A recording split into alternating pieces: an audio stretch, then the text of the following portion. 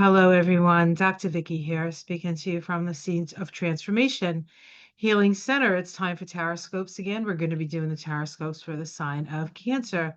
That's Cancer Sun, Cancer Moon, Cancer Rising for the month of July 2025. Before I get started, I want to welcome all my new subscribers. Welcome to this wonderful community of like-minded souls. To my tried and true who have been with me for years, I really do appreciate your continued support. For my Patreon watchers, thank you so much for your support over all these years. It means the world to me. And to my new members on this channel, welcome, welcome. There is more to come.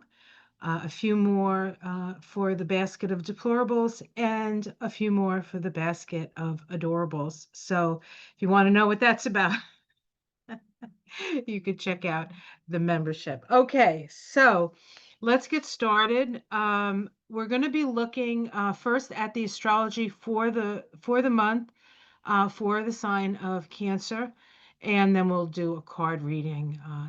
And I will timestamp that, so in case you want to just jump to the card reading, you have the option. All right, let's get started. Okay, so just a few reminders before we get started, and the reason for the Tower card sitting here on the right-hand side. July 2024 is a Tower month. July is the 7th month of the year, and we are in a 9 universal year vibration. And to get the specific vibration for the month of July 2025, we add those two numbers together, giving us a 16-7, which is the tarot card, the Tower. The Tower is base number 7, and so it's really, no matter what the Tower experience is, it's really about coming to understand who you are, who you truly are. And as many of you know, we are spirits having a human experience. And so it connects us to our higher vibrational self in order to move through the Tower moments that we experience. Okay, so we start the month, of course, with the sun in the sign of Cancer, meaning that it's in your first house this month. And the first house is the house of the I am. And so you have an opportunity to really sort of put yourself out there, right? This is who I am. And Cancer is a very emotionally sensitive sign and kind of a fluctuating sign because of its ruler, the moon. The moon is the most active as far as changing signs. It takes a month for the moon to go through all the different zodiac signs. And as the dispositor for Cancer, whatever sign the moon might be in, sort of gives us a sense of what the Cancer is experiencing or being like. And so that's always true of Cancer. Cancer often gets a bad rap for being, oh, I don't know, too emotional, too sensitive, too moody. Well, if your ruling planet moved every 2.5 days, you might be moody as well. But that's made even more so because now we have Jupiter in Cancer, and you can see Jupiter sitting here in the first house. Jupiter moved into Cancer on the 9th of June, and it spends a year in Cancer. It is exalted in Cancer, so this is really good news for Cancers. The only maybe caveat to having Jupiter in the first house for Cancer is an expansion of the waistline. So watch your waistlines, but other than that, it's really quite a beautiful energy. And we will feel more empowered and even maybe a little bit more willing to nurture. But of course, with Cancers, if they're nurturing others, they must remember to nurture themselves as well. And if you have a Cancer in your life when you have a Cancer in your life, you always feel like your needs are met, things are really great.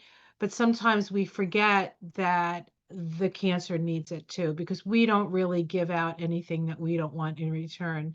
And I can say we because I'm a Cancer. So love your Cancers, okay? Always, but they're going to give more love. They may need more love this year. The sun then, of course, moves into the sign of Leo, where it is where it's in its dignity, its ruling planet, right? Sun, Leo. So both the whole sort of the whole month has this uh, more energetic, perhaps, energy to it for the Cancer. So expect Cancer to be very busy in the month of July. We have Venus starting the month in the sign of Taurus, and then slips into Gemini. That happens. Let's see. Venus. Um, Actually, Venus moves into, I'm sorry, Venus moves into Gemini on the 4th of July. So it's not in Taurus very long before it moves into Gemini. It's moving through your 12th house. Venus actually likes the 12th house. The 12th house is the house of the other side. And so we have opportunities to sort of connect with those who have passed. It's a very psychic time. We also actually have Uranus slipping into Gemini.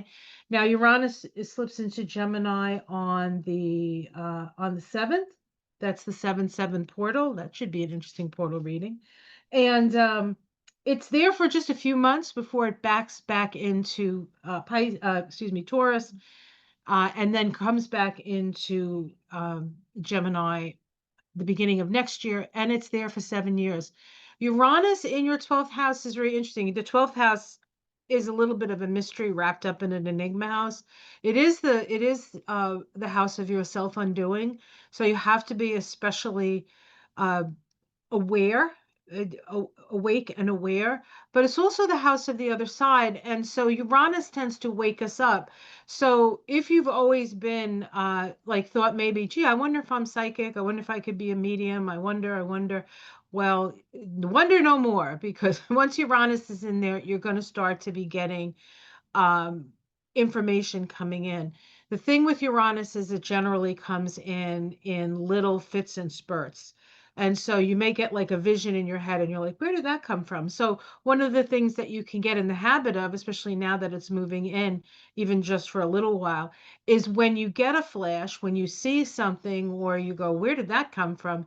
Write it down. Keep a record.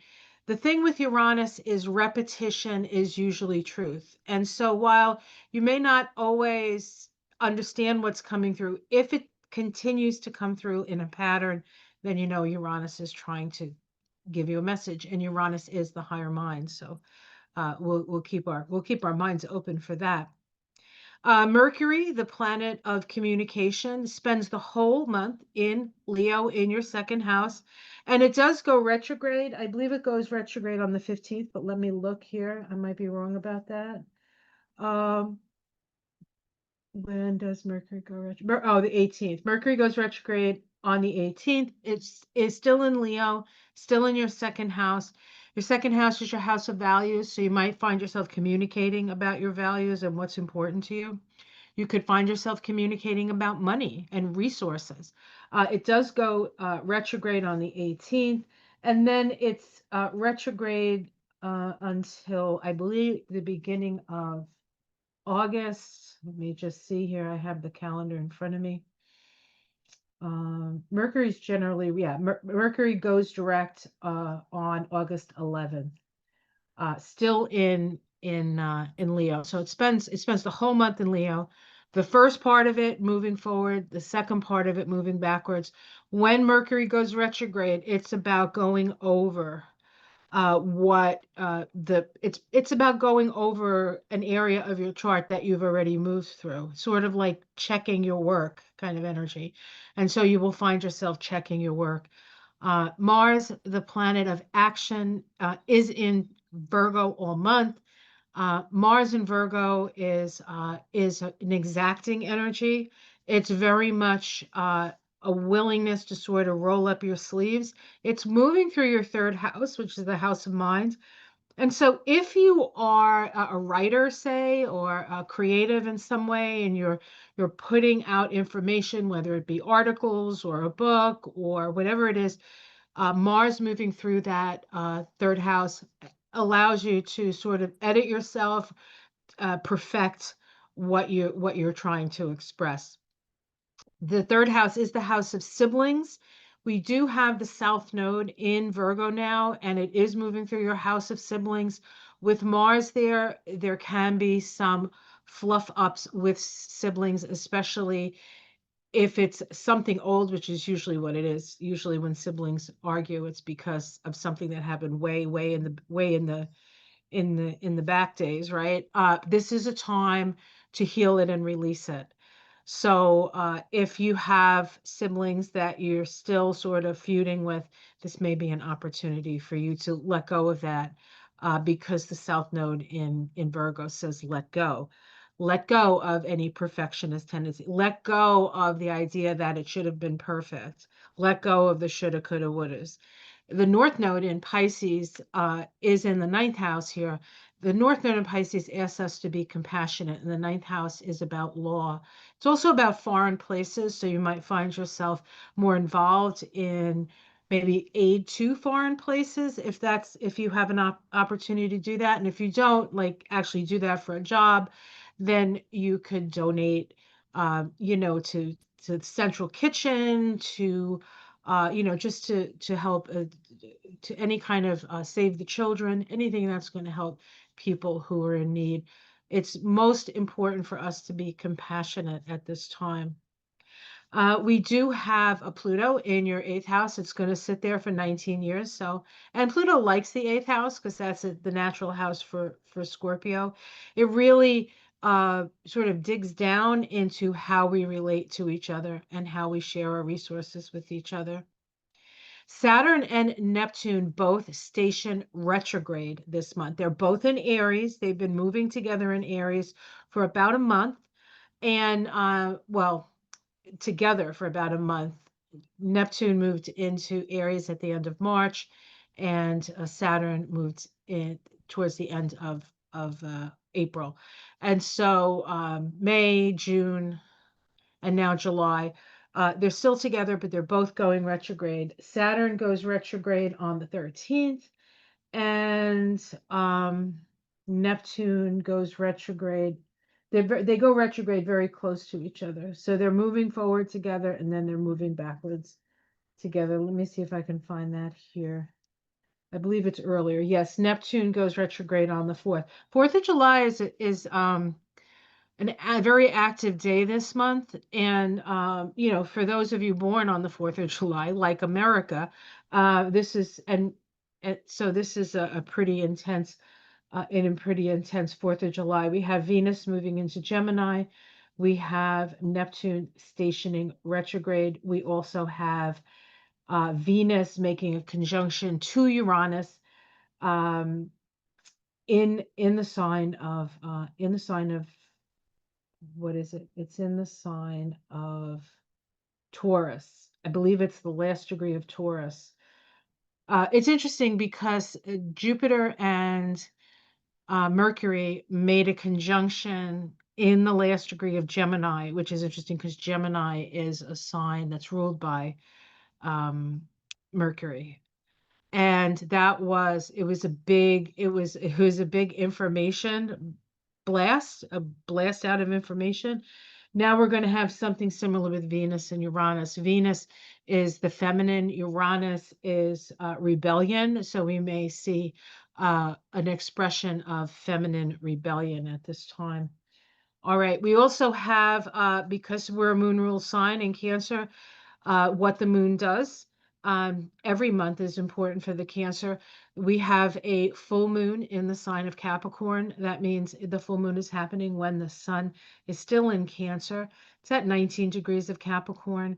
This full moons are always a point of awareness, and it's in the axis of self and others. And so this is an awareness around a relationship. We also have a new moon. The new moon occurs on the 24th of the month, and it's at 3 degrees of Leo, 3 degrees of Leo. That new moon occurs on a day where the sun is trine Saturn, and also Neptune, because Saturn and Neptune are moving together. So we have a new moon in Leo, which is a sun rule sign, and we have the trines to Saturn and to uh, Saturn and Neptune that day. And that happens right before the new moon. So um, the trine brings flow and energy, and the sun always brings illumination. So I feel like this month for Cancer, for everyone really, but for Cancer, it's an especially uh, illuminating month. And I believe that also includes the United States being illuminated to certain things. And we can't forget that we're in a tower year. Okay, a tower month. All right, so that's what I want to say about the astrology. Now let's get to the card reading. So let me stop the share here. All right, and I'm looking for the deck I want to use. Do I see it? I guess I'll use this one. I have this one right next to me. So I'm going to be using the Illuminati deck for Cancer this month. And we'll also pick a spirit card. I think we might do an animal spirit card. So let's see. All right, just give me a second here. I just want to give it a nice shuffle. Get that nice Cancer energy in there. Hello, Charlie. I don't know if you heard that. My cat is yelling at me. I wore some of my Cancer jewelry. I have moonstone here. That's a moonstone as well. Moonstone comes in three colors. Well, comes in white, it comes in black, and it comes in peach. And then it also comes in this, which is Aurora Borealis moonstone. I don't know if you can see it. It's got like um, a rainbow in it. Hello, Charlie. Do you want to come up and see Mama? I know you guys like to see him, so give me a you. We're gonna do the cards for Cancer. Give me a. He's a mama's boy. See, so this is a very Cancer thing. We'll just cover that little bum up so you don't have to see that. All right. We start with the Hierophant. The Hierophant. The Hierophant is it's about the Constitution. Now, remember, we could apply this reading to the United States as well, or you could apply it to yourself. In the case of the United States, it would be the actual Constitution, the way the government is set up. For us, it's our physical constitution. For regular folk, Cancer people, your physical constitution. It also is a vibration. The Hierophant deals with our ability to for clairaudience, and so it's about hearing, like voices in your head or the still small voice. You know, when you're doing something and that little voice inside says, don't do that. And you're like, I'll be okay. And then you end up cutting yourself because you didn't listen to that little voice inside your head. So it's very important that know that there's going to be a lot of talking going on in your noggin, and it's all coming from that the energy of the higher self. All right, let's see what's challenging that. There's a little bit of apathy. You have a little bit of apathy. So what I think is happening is that you may be hearing things, promptings from spirit, promptings from your higher self, and you're choosing to ignore them. You're not looking, you're too busy looking at what's wrong instead of looking for a higher solution. And so that's what this card says. Look up because something is being offered to you. You okay? Can I put you down? He's such a handsome boy, isn't he? Do you see yourself, Charlie? All right, get down now. You had your moment. Had your moment in the sun. At the root of this, we have the Queen of Wands. Funny, right? There's the Queen of Wands. There's the black hat, just like I had Charlie. This card is associated with the sign of Leo. All the queens are the sustainers of the elements in which they hold. So at the root is your ability to sustain yourself through your connection to spirit, to your connection to that which you love, family, maybe country, being around your kitty cat, unmarried unmarried cat ladies. Now I'm a married cat lady, so I don't know where I'm on the spectrum of things, but I doubt I'm pretty low on the spectrum when it comes to that. All right, let's see what's in the past. The 7 of Pentacles. So you've been working in your garden, you've been tending your garden. Up to this point, you haven't felt secure enough. Um, Things haven't quite manifested in the way that you maybe had hoped, but you're still working it. You're still working it. There has been an attempt of you to cut away some of the distractions in your life. That's what the 7 of Pentacles can also mean. Sevens are always about evaluation. So you've been evaluating sort of where you stand, what you have, what are your resources, and where can you work from.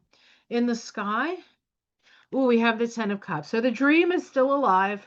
The dream. I dream to dream. I don't know how that song goes, but anyway, and I certainly can't sing it like they do on Broadway. But yeah, so in the sky is the dream, is the vision, the vision. So a lot of times the sky card speaks to me of what spirit is like telling, like it's marching orders from spirit. And I think the 10 of Cups is to not forget the dream, as difficult as it may seem, as resistant, or as you just not all that pleased with stuff, and who would be in the situations we find ourselves in. It's important to hold the vision of what's possible. Hold the vision of what's possible in the immediate future. Ooh, we have the Princess of Swords. So you may have been apathetic as you start the month, but you're going to raise the sword this month. Now, this energy is often a sort of a whistleblower energy. So you're not going to be held back. You're going to rise up. You're going to rise up. You may feel uncomfortable. This person has this giant sword that, I'm sure is pretty heavy for her, right? So, and swords are about your mind and also your ability to communicate. And so you're finding your voice. It may feel weird. Cancers aren't the most out there signs. They would rather just, bake cookies or be at home or they love their work. Can't, you don't have to, it doesn't have to be domestic stuff. You could be a captain of industry. You could be the head of a large corporation. Cancer is a cardinal sign. And so a lot of cancers they do their own thing in that respect. But you're gonna start to get your voice. You're gonna start to raise that sword and say, this is not right. This is not right. How it's seen from the outside, that you're at a crossroads, decision needs to be made. So people see that. Your domestic situation is the King of Wands. The King of Wands. Now, this could be a man, or the energy of a leader of sorts. This could also be you acting on, having dominion over your beliefs. The Queen sustains, but the King is more action oriented, especially the King of Fire. And so and it's also a future. The King of Fire, or the King of Wands, is more of a future oriented king. And so you're planning your next step. You're planning the next things you're going to do. So you're really pondering things. How best to use my creativity, how best to use my voice, how best to use my, how can I get how I see things out there. Hopes and fears. This is the Magician or the Alchemist in this deck. Whether you have all the tools you need to manifest what you want. That is, I would say, a hope.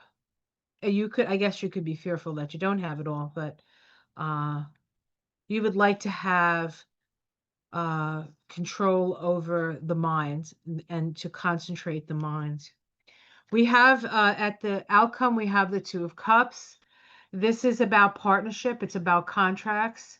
It is a contract between equals. So you may find yourself in a relationship with somebody, or maybe it's somebody that you met when you were doing this, right? So there is some sort of agreement. I'm going to see if we can pull a major arcana, and we have the Star, which is the America card or the democracy card. It is an Aquarius card. It is about hope. And so I think what you're going to realize by the end of this month is that you are not alone in your vision and your hope for the future. That's what that looks like. Okay, let's see what's underneath.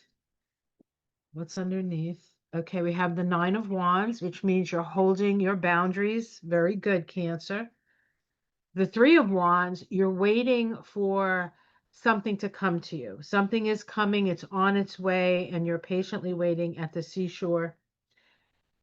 And then we have the Prince of Wands or the Knight of Wands, which is travel. You could maybe find yourself traveling.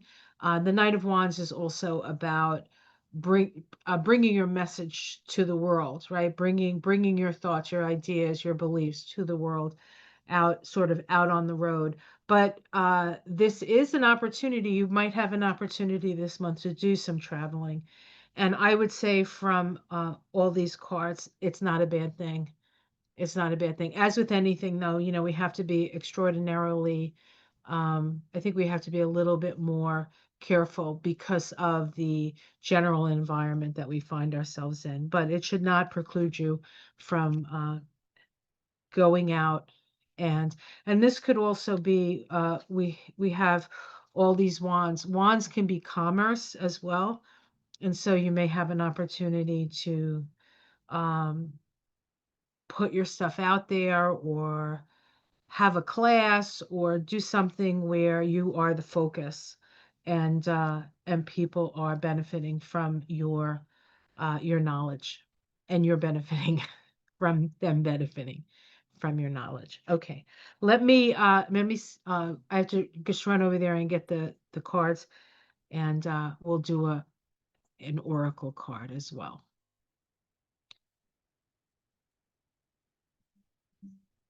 Maybe. Oh, yeah, here we go. Okay, so I have this Spirit Animal Oracle deck from Colette Baron Reed. This is the same deck that Giblets picks from every Sunday morning. Time out with Giblets, as it were. All right. Okay, let's see. Message for Cancer. Message for Cancer. Okay. Oops. I'm sorry. They're slippery. I can't seem to grab them. Okay, here we go. Dear Spirit. Dear Spirit. Deer is one of my totem animals. My husband says deer in the headlights, but it's not bad to be aware. Startled, often startled. Problem when you're married to an Aries, you often get startled. Okay, here we go. Dear Spirit, bring a gentle touch. Says the time has come to be gentle and diplomatic when dealing with others. You may have found yourself in a situation where negotiations are necessary in order to reach your goal. Be mindful of the words you choose, but do not worry. Dear Spirit reminds you that you have the ability to be sure-footed and confident while showing humility and respect for others. You will find that your capacity for calm and grounded communication is heightened at this time. Follow the ways of dear Spirit, and you will do well, gaining the respect of others and finding common ground that is pleasing to you. Remember that understanding others and their needs will be more powerful at this time than putting your own first. If you do that, you will be rewarded tenfold. Well, kind of that's the way cancers roll. They tend to take care of other people's needs initially, but that's part of their need to nurture and be nurtured. So For you cancers out there, accept the nurturing that people want to give you, and you know, enjoy yourself while you're nurturing the world. Be gentle with yourself. Be gentle with others. Everybody is fighting a battle that most of us know nothing about. So let's be kind to each other. And on that note, I'm going to leave you. Have yourself a great July. Um, and I'll see you again next month for the Taroscopes for August. Until then, namaste.